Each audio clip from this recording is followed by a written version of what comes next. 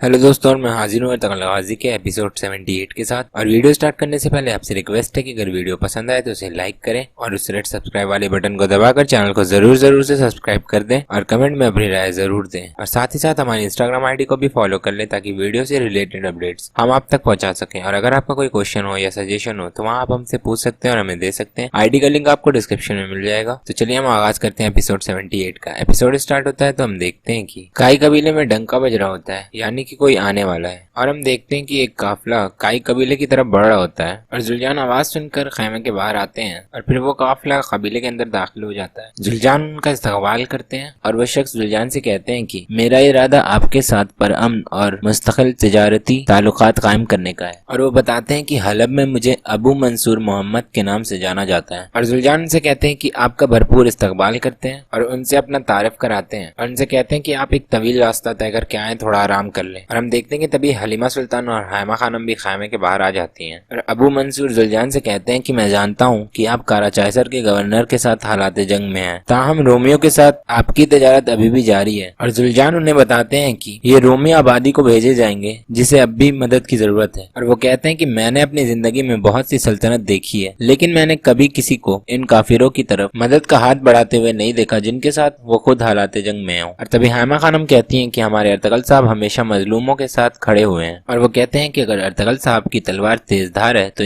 इस तरह इनका दिल भी सखी है। फिर जुलजान उन लोगों का तारफ कराते हैं और वो कबीले की ख्वातीन से बनी हुई कालीनों की भी तारीफें करते हैं और उनसे कहते हैं कि मैं बड़ी मकदार में कालीनें खरीदना चाहता हूँ। और फिर अपने बंदे को इशारा करते हैं और वो 2 सोनों की पोटलियां लेकर आता है। और दूसरी तरफ हम देखते हैं कि अर्तगल अपने सिपाहियों के साथ कबीले की तरफ बढ़ रहे होते हैं। और फिर इधर काई कबीले में हैमा खानम उनसे कह रही होती कि मैं नहीं जानती कि कोई और ताजिर आप जैसा कशाद दिल होगा। और फिर उनका बंदा जुलजान को सोने की पोटलियां दे देता है और जुलजान उनसे कहते हैं कि आप हमारी कालीनों से खुश होंगे, आपको इस पर कोई पछतावा नहीं होगा। और तभी हलीमा सुल्तान कहती हैं कि लेकिन क्या हमें पहले इस मामले पर अर्तगल साहब से मशवरा नहीं कर लेना चाहिए अम्मी जान। और जुलजान कहते हैं कि भाभी, मैं भाई को जरूर वजाहत कर दूंगा, आप फिक्र न करें। हलीमा सुल्तान कहती है फिर ठीक है। और अबू मंसूर कहते हैं कि मेरे पास सब्र और सोना दोनों मकदार में, मुझे कोई जल्दी नहीं है। और तभी हलीमा सुल्तान से कहती हैं कि मुझे ऐसा लगता है कि मैं आपको कहीं से जानती हूँ। और वो कहते हैं कि कोई ऐसी जगह नहीं जो मैंने ना घूमी हो और कोई ऐसी जगह नहीं जो मैंने ना देखी हो सकता है हम कहीं मिले हों। और फिर हैमा खानम जुलजान से कहती हैं कि हमारे मेहमानों का इस्तकबाल करो बेटा, इन्हें अच्छी तरह आराम करने दो। और जुलजान गुंगूस से कहते हैं कि हमारे मेहमानों के लिए खाना लेकर आओ, इनके घोड़ों की अच्छी तरह देखभाल करो, इन्हें आराम करने दो। और गुंगूस उन्हें अपने साथ लेकर चले जाते हैं। और हम देखते हैं कि हलीमा सुल्तान जुलजान और हैमा खानम से कह रही होती है कि मैं इस आदमी को कहीं से जानती हूँ, लेकिन मुझे याद नहीं आ रहा है कि कहाँ। मुझे इसके बारे में शुबा हो रहा है, ना तो वो खुद और ना ही इसके आदमी ताजिरों की तरह नजर आते हैं, वो ताजिरों की निस्बत महल के लोगों की तरह नजर आते हैं। और दूसरी तरफ काराचाइसर किले में हम देखते हैं कि वेसेलियस निकोलस को मैप से समझा रहा होता है कि हानली बाजार काई और चौदार के बीच में है। और निकोलस कहता है कि जैसा कि आपने कहा, अगर हम हानली बाजार को हासिल कर लेते हैं तो हम इनकी जिंदगी की डोर काट देंगे, अर्तगल की साख तबाह हो जाएगी। और वेसेलियस कहता है कि अर्तगल ने पहले हानली बाजार धोखे से हासिल किया, हानली बाजार का शुक्रिया अब ये इसकी खबर बनेगा। और हम देखते हैं कि तभी एक सिपाही वहाँ आता है और वेसेलियस से कहता है कि शहंशाह के मुहाफिज आए जनाब, कमांडर आपसे मिलना चाहते हैं। वेसेलियस उन्हें अंदर बुलाता है और वो वेसेलियस के पास आता है और उससे कहता है कि हमें आपके सिपाहियों की मदद चाहिए। वेसेलियस उससे मसला पूछता है और वो बताता है कि हमें शहंशाह के महल में एक जासूस का पता चला है जो सुल्तान अलाउद्दीन के लिए काम करता है। आज सुबह जब वो किसी दूसरे आदमी से मुलाकात कर रहा था तो हमने इस पर हमला किया। नेकिया से फरार होने वाला जासूस जख्मी हो गया, वो उस आदमी के साथ फरार हो गया जिसके साथ इसने मुलाकात की थी। और वेसेलियस उससे पूछता है कि क्या आपने मालूम किया कि वो जासूस यहाँ किससे राब्ता करने वाला है। और वो कहता है नहीं, हमें ये पता चल नहीं सका, अगर हमने इन्हें न पकड़ा तो हम कभी मालूम नहीं कर पाएंगे। और फिर वह जासूस का मिला हुआ सामान वेसेलियस को दिखाता है। वेसेलियस उन्हें पलट कर देखता है, उसमें कुछ कपड़े निकलते हैं। वेसेलियस उसे सूंघता है और कहता है मैं जानता हूँ कि हम इसे किस तरह तलाश कर सकते हैं। और फिर निकोलस से कहता है कि अपने बेहतरीन आदमी को तैयार करो, हम बाहर जा रहे हैं। और इधर काई कबीले में हम देखते हैं कि तरबियत वाले मैदान में सभी सिपाही प्रैक्टिस कर रहे होते हैं। और तभी वहाँ ताजिर अबू मंसूर भी पहुंचते हैं और उन्हें प्रैक्टिस करते हुए देख मुस्कुरा रहे होते हैं। और तभी वहाँ जुलजान भी आ जाते हैं। अबू मंसूर सिपाहियों की तारीफ करते हैं और कहते हैं हर कोई शेर की तरह मजबूत लगता है। और जुलजान कहते हैं मुसलसल प्रैक्टिस करते रहते हैं, हम जानते हैं कि जंग हमारी दहलीज पर है। और वो पूछते हैं कि क्या दूसरे तुर्क कबाइल भी काइयों की तरह जंग के लिए तैयार हैं? और जुलजान कहते हैं वो तैयार हैं। हर जंग में हमारे अर्तगल साहब तुर्क सरदारों को ताकीद करते हैं कि वो अपने सिपाहियों को तरबियत देते रहें। और अबू मंसूर पूछते हैं कि क्या अर्तगल साहब को सिर्फ सिपाहियों के मामला से दिलचस्पी है? मैंने सुना है कि वो सियासत में भी दिलचस्पी रखते हैं। जुलजान कहते हैं इसके लिए आपको जाती तौर पर इनसे पूछना पड़ेगा। उनसे कहते हैं चलिए कालीनों के बारे में बात। अबू मंसूर कहते हैं आप एक माहिर सौदागर लगते हैं जुलजान साहब। और जुलजान कहते हैं दरअसल मैं सौदागर नहीं हूँ। और हम देखते हैं कि तभी अर्तगल कबीले पहुंचने वाले होते हैं। और जुलजान कहते हैं भाई आ गए। और फिर अबू मंसूर वहां से चले जाते हैं और अर्तगल अपने सिपाहियों के पास पहुंचते हैं। और अबू मंसूर छुप के एक जगह से ये सब देख रहा होता है। और फिर अर्तगल अपने सिपाहियों से मुखातिब होते हैं और कहते हैं कि वेसेलियस नामी एक काफिर ने, जिसके लिए अब तक बह चुका खून काफी ना था, नेकिया से एक नया दस्ता मंगाया है। और उनसे कहते हैं कि हम हर वक्त मोहतात रहेंगे दूसरे तुर्क सरदारान के साथ, हमारा इत्तेहाद मजबूत है। उनसे कहते हैं कि अपनी प्रैक्टिस पे तवज्जो दें। और कहते हैं कि जब हमारे सुल्तान मशरिक में मंगोलों के साथ लगे हुए हैं, हम इन जमीनों को वेसेलियस के लिए तंग करते रहेंगे। और अबू मंसूर एक जगह खड़े होकर ये सब सुन रहे होते हैं। और अर्तगल कह रहे होते हैं कि हम अपने सुल्तान को दिखाएंगे कि इनके पुश्त पर बहादुर जंगजू खड़े हैं। फिर इनसे कहते हैं कि अपनी प्रैक्टिस जारी रखो। और दूसरी तरफ हम देखते हैं कि जंगल में सलेबी सिपाही कुत्तों को उस जासूस के बैग से मिले कपड़ों को सुंघा रहे होते हैं। और वेसेलियस भी वहाँ मौजूद होता है। और निकोलस वेसेलियस से कहता है कि मुझे समझ नहीं आ रहा कि ये जासूस कोनिया जाने के बजाय यहाँ क्यों आए। और वेसेलियस कहता है यकीनन कोई और भी है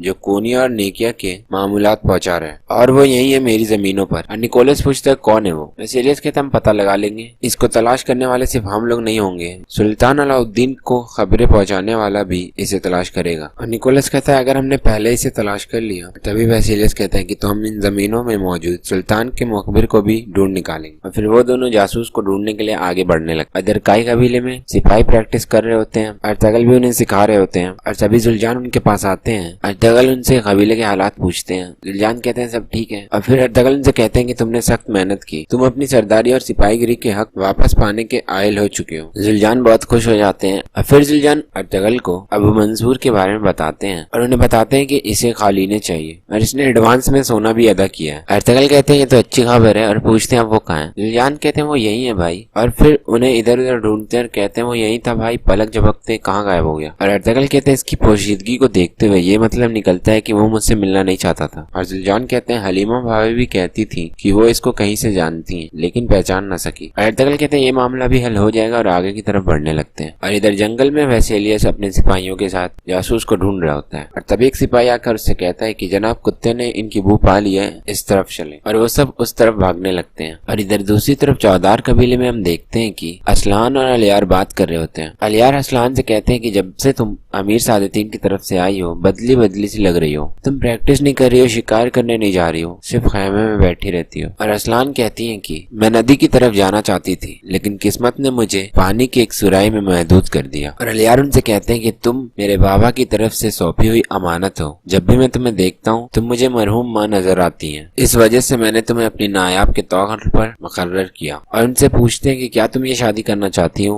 और असलान कहती कि मैं नहीं चाहती कि ये हमारी रियासत और हमारे कबीले के दरमियान परेशानी की वजह बने, मैं अपने कबीले के लिए खुद को कुर्बान करने के लिए तैयार हूँ। और अलियार कहते हैं कि कोई भी तुम्हें इस शादी के लिए मजबूर नहीं कर सकता। और असलान कहती है कि तीर कमान से निकल चुका है, क्या आपको लगता है कि अमीर सादतीन अब इस शादी से दस्तबरदार हो जाएगा? मैं अपनी किस्मत कबूल करने के लिए तैयार हूँ। और अलियार कहते हैं कि ये यकीन रखो मेरी बहन, जब तक मेरे जिस्म में जान है कोई भी तुम्हें इस मामले के लिए मजबूर नहीं कर सकता। मैं तुम्हें कबीले की सियासत में इस्तेमाल नहीं करूंगा, अपने दिल को मुतमईन रखो। और अलियार असलान से कहते हैं कि आज रात हम अर्तगल साहब की तरफ जा रहे हैं, तैयारी कर लो असलान। और इधर जंगल में सलेबी सिपाही कुत्तों के साथ जासूस को ढूंढ रहे होते हैं। और एक जगह रुक कर एक सिपाही वेसेलियस से कहता है कि जनाब वो गार में छुपे हुए हैं। और वेसेलियस आगे की तरफ बढ़ने लगता है। और फिर वेसेलियस अपनी तलवार निकाल के गार के अंदर दाखिल होने वाला होता है। और इधर दूसरी तरफ हालनी बाजार में हम देखते हैं कि सराय में अबू मंसूर मौजूद होता है, अलीको भी वहाँ होते हैं और बहुत सारे ताजिर वहाँ मौजूद होते हैं। और वो कह रहे होते हैं कि एक मुसीबत खत्म नहीं होती कि दूसरी आ जाती है, लेकिन यहाँ खुदा की रहमत है, हमें अपनी जमीनें छोड़नी नहीं पड़ेगी। और अबू मंसूर उनसे पूछते हैं कि क्या अर्तगल साहब का इन हालात व वाकयात में कोई हाथ नहीं? और तभी एक शख्स कहता है कि कि खुदा गवाह है, हमने अर्तगल साहब में कोई बुराई नहीं देखी, और बताता है कि इन्होंने आज ही टैक्स खत्म कर दिए और उनकी तारीफें कर रहे होते हैं। तभी एक ताजिर अबू मंसूर से कहता है कि आप हमारे साथ तजारत करना चाहते हैं, लेकिन हम आपसे किसी किस्म का कोई वादा नहीं कर सकते, क्योंकि हम नहीं जानते कि कल का दिन क्या लेकर आए।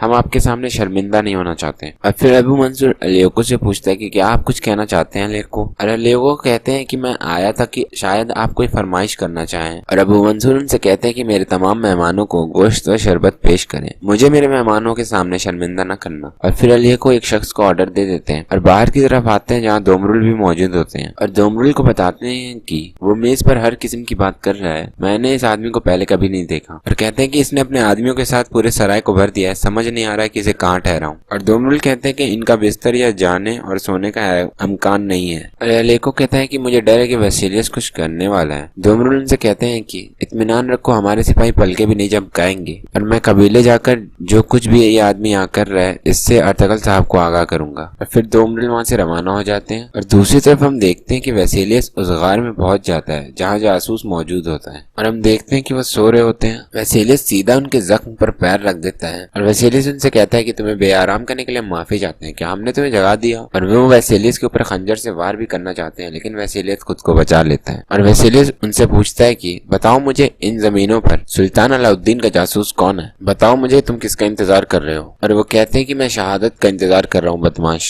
और फिर वसीलियस उन्हें मारकर बेहोश कर देता है। और तभी वहाँ एक कमांडर आता है और कहता है कि कमांडर वसीलियस, यहाँ दो आदमी थे, एक गायब है। और हम देखते हैं कि वसीलियस उसकी गर्दन पर तलवार रखकर उसे वहीं मार देता है। फिर वसीलियस कहता है जैसा कि मैंने पेशगोई की है, वो गायब शख्स सुल्तान के जासूस को हमारे कदमों में लेकर आएगा। और वसीलियस कहता है कि जब तक हमारा शिकार हमारे घेरे में नहीं आ जाता हम घात लगाकर बैठेंगे। निकोलस वहाँ से रवाना हो जाता है। और दूसरी तरफ काई कबीले में हम देखते हैं कि अलियार और असलान कबीले पहुंच चुके होते हैं और वो सभी लोग खाने पे बैठे होते हैं। और फिर वो लोग खाना शुरू करते हैं और उन लोगों के दरमियान गुफ्तगू चल रही होती है। हलीमा सुल्तान उन्हें उन ताजिर के बारे में बताती हैं और उसकी कालीनों के ऑर्डर के बारे में बताती हैं और सब लोग बहुत खुश होते हैं। और अलियार अर्तगल से कहते हैं कि हमारी कालीनें फेमस हो रही हैं। अर्तगल कहते हैं इसमें भी कोई भेद है। और हलीमा सुल्तान कहती हैं कि वो कुछ सोना छोड़कर गया है। और अर्तगल कहते हैं लेकिन इसके बाद बिना कोई सबूत छोड़े वो गायब हो गया। और अलियार कहते हैं कि खुदा करे इसमें खैर ही हो अर्तगल साहब, लेकिन मैं हैरान हूँ कि ये ताजिर कौन है और कहाँ से आया है। और अर्तगल उन्हें बताते हैं कि उसने जो जुल्जान को बताया है। और उनके दरमियान गुफ्तगू चल रही होती है और तभी वहाँ दोमरुल पहुंचते हैं।